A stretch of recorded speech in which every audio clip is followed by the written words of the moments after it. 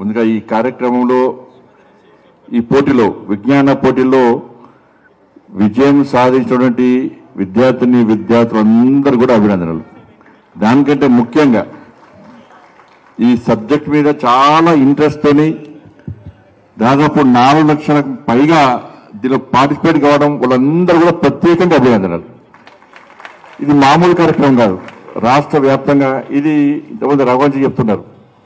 ఇది ఓన్లీ తెలంగాణ ప్రాంతంలోనే కాదు, దేశవ్యాప్తంగా కూడా గోసభ ఆధ్వర్యంలో ఈ కార్యక్రమాన్ని ఈ పోటీ పరిశీలించడం చాలా సంతోషం.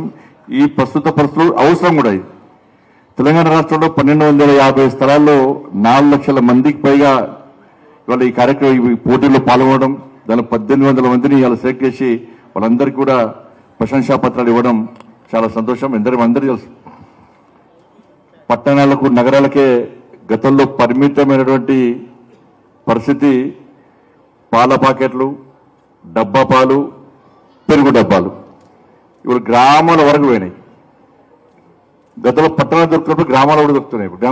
గ్రామాల వరకు కూడా అవి పాకిపోయినాయి. అవన్నీ కూడా 90% మంది వీటిపైనే ఆధారపడి జీవిస్తుండడం వలన మొత్తం కలుషితం. మన తినే తిండి, తాగే పాలు కలుషితం కావడం వల్ల చివరకు లోపల ఉన్న పిండాన్ని కూడా మనం తినే తిండి వల్ల కలుషితం కావడం వల్ల బయట ప్రపంచాల్లో అడుగుపెట్టిన తర్వాత బతికిన రోజులు టీకాలు, ఇంజక్షన్లు, వ్యాక్సిన్లు, ఎక్స్రేలు, స్కానింగ్లు, బ్లడ్ టెస్టు, యూరిన్ టెస్టు, మందు కొరీలు. ఇక్కడ చూడండి, ఇక్కడ ఇంతమంది పిల్లలు కాక పెద్దలు చాలా మంది ఉన్నారు. ఎవరన్నా నేను రోజు టాబ్లెట్ లేకుండా ఉండగలుగుతున్న ఒక చేతులు ఎత్తారు వాడన్నా. ఇంతే అంటే 90% టాబ్లెట్స్ వేసుకుంటారు. 90% టాబ్లెట్ వేసుకునే పరిస్థితి. దీనికి కారణం ఇదే పరిస్థితి. భారతీయ సంస్కృతి, సనాతన ధర్మం, మన నిత్య జీవన విధానం విషయంలో మనకు అవగాహన లేకపోవడం, విదేశీ విధానానికి అలవాటు పడడం వలన ఇటువంటి పరిస్థితి అపరిచయం. చూడండి, ఇలా ప్రపంచ దేశాలే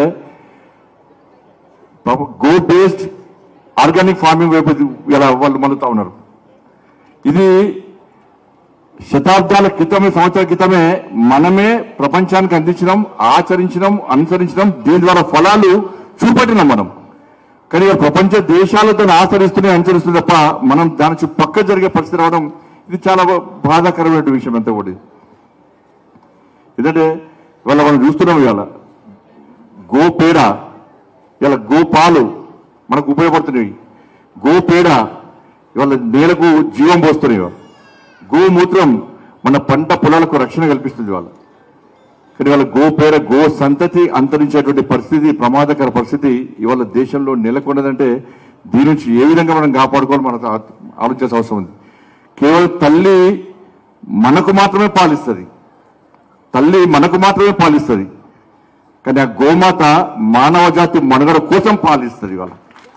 అందుకే గోమాత అంటాం. సమాజంలో తల్లికి ఎంత ప్రాధాన్యత ఇస్తున్నామో అంతకంటే ఎక్కువ ప్రాముఖ్యత మన గోమాతకి ఇస్తున్నాం.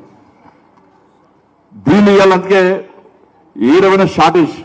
గతంలో సంక్రాంతి పండుగ వస్తే సకినాలు చేసుకుంటే వాళ్ళం. ఇప్పుడు సంక్రాంతి పండుగ అయిపోయినా కూడా మళ్ళీ సకినాలు దొరికే కావు, మళ్ళీ సంక్రాంతి దాంట్లో దొరికే కాదు. ఇప్పుడు ఎప్పుడు పడితే సూపర్ మార్కెట్ సకినాలు దొరుకుతున్నాయి. సంక్రాంతి పండుగ ప్రాముఖ్యత లేకుండా అయిపోయింది. గతంలో ఇంట్లో ఇల్లు అద్దాలన్నా, ఇల్లు అలకాలన్నా, ఏం చేయాలి కూడా ఆవు పేడ అవసరం మనకు. అప్పుడు దొరుకుతుండే. సాయంత్రం పోయి ఆవు పేడ తీసుకొచ్చి ఇంట్లో గోడకేస్తే తెల్లారి పిడిక అవుతుండే, దాంతో మనం అన్ని చేసుకునే వాళ్ళం. ఇప్పుడు పిడికలు దొరుకుతలేవు. పిడికలు ఎక్కడ దొరుకుతున్నాయి? ఇప్పుడు సూపర్ మార్కెట్ దొరుకుతున్నాయి పిడికలు. కవర్లో పెట్టి సూపర్ మార్కెట్ పిడికలు అమ్ముతున్నారు, అవి కూడా కెమికల్. కాబట్టి అందుకే ఇప్పుడు ఆ వ్యవసాయం కూడా అదే పరిస్థితి వచ్చింది. వాళ్ళ కెమికల్తో కూడినటువంటి యూరియా, డిఏపీలు వాడడం వలన ఇవాళ మనం తినే తిండి కూడా పూర్తిగా కలుషితమై ఏ విధంగా ఇబ్బందులు పడుతున్నామో మనం ఆలోచించాల్సిన అవసరం ఉంది. ఇటువంటి పరిస్థితుల్లో ఇటువంటి శిక్షణ సంబంధించి ఇటువంటి కార్యక్రమంలో పోటీ పరీక్షలు చేయడం చాలా అవసరం. ఎందుకంటే మనకు కూడా భక్తి బాగా వెళ్ళిపోయింది. ఈ మధ్య అర్చకులు ఏం చేస్తారంటే, మీకు ఏమైనా సమస్యలు ఉన్నాయా, మీకు ఏమైనా బాధలు ఉన్నాయా, మీ కష్టాలు, మీ బాధలు దూరాలంటే గోదానం చేయండి అంటారు. అన్నారా? గోదానం చేయంటే ఏం చేస్తామంటే మనం పైసలు ఎక్కువనే కదా మన దగ్గర, పోయి 10,000 పెట్టి గోవును కొంటాం మనం. మన ఇంట్లో పూజ చేస్తాం, పూజ చేసి ఏం చేస్తాం, తీసుకపోయి రోడ్డు మీద వదిలిపెడతాం. లేకుంటే అటు ఇటు చూస్తాం, మబ్బులు లేస్తాం, గుళ్ళ కట్టేసి చేతులు దుప్పుకుంటాం. ఇది గోదానం.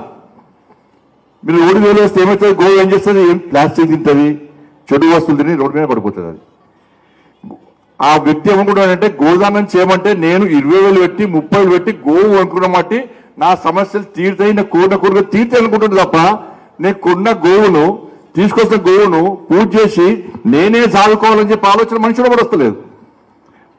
ఇది చాలా పొరపాటు. దీనివల్ల పాపం ఇంకా ఎక్కువైతాయి, రోగాలు ఎక్కువైతాయి. మీరు అనుకున్న కోరికలు కాదు, ఇంకా సమస్యలు ఎక్కువైతాయి.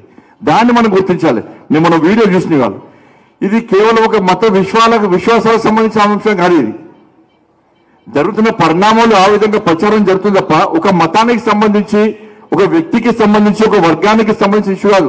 నేను మన వీడియో చూసిన ఒక 2 months బ్యాక్ ఒక వీడియోలో ఒక ఇస్లాం సంబంధించిన వ్యక్తి, ఇస్లాం సంబంధించిన మత గురువు గోవును పక్క పెట్టి నమాజ్ చేస్తున్నాడు. గోవును పక్క పెట్టి నమాజ్ చేస్తుంటే వాళ్ళు పోయి అడుగురు, నువ్వు నమాజ్ ఎందుకు చేస్తున్నావు అంటే, నేను 41 రోజుల పాటు నేను గోమూత్రం తాగిన, తీర్థంలాగా స్వీకరించిన, నాకున్న వ్యాధులు పోయినా కాబట్టి ఆ సెంటిమెంట్ నా లోపల బలపడ్డది కాబట్టి నేను గోవును పక్క పెట్టుకొని నమాజ్ చేస్తున్నా. ఇవాళ ఈ కార్యక్రమం ముఖ్య ఉద్దేశం అనేది, దీని మతాల పేరుని చూసే ప్రయత్నం చేయకండి, వర్గాల పేరు చూసే ప్రయత్నం చేయకండి. తప్పకుండా రాబోయే రోజుల్లో అన్ని మతాలు పోటీపడి ఈ గో సంతతిని కాపాడుకునే పరిస్థితి తప్పకుండా వస్తుంది. అటువంటి వాతావరణం ఈ ప్రపంచంలో, దేశంలో నిర్మాణం కాకపోతుందని వాస్తవం. అది దీన్ని మనం ప్రోత్సహించాల్సిన అవసరం ఉంది. కాబట్టి ఇటువంటి పరిస్థితుల్లో ఇంత మంచి కార్యక్రమాన్ని మనం ఏర్పాటు చేసుకొని, ఇది అవసరం. ఇది పాఠ్యాంశాలలో కూడా ఇలా ఆవు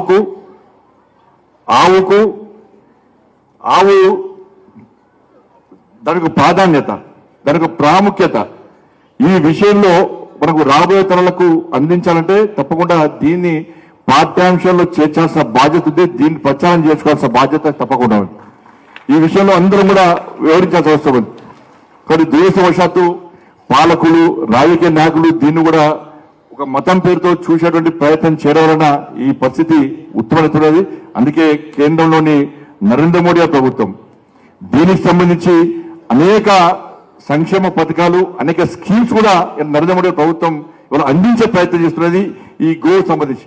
అందుకే వ్యవసాయ అనుసంధాన ఉత్పత్తుల మీద GST కూడా మనం తీసేస్తాం. మనం ఈ తెలంగాణ రాష్ట్రంలో 4 కోట్ల జనాభా, 4 కోట్ల జనాభాలో 42 లక్షల పశు సంపద మనకుంది. 42 లక్షలు ఈ ప్రభుత్వ అధికారిక లెక్కల ప్రకారం.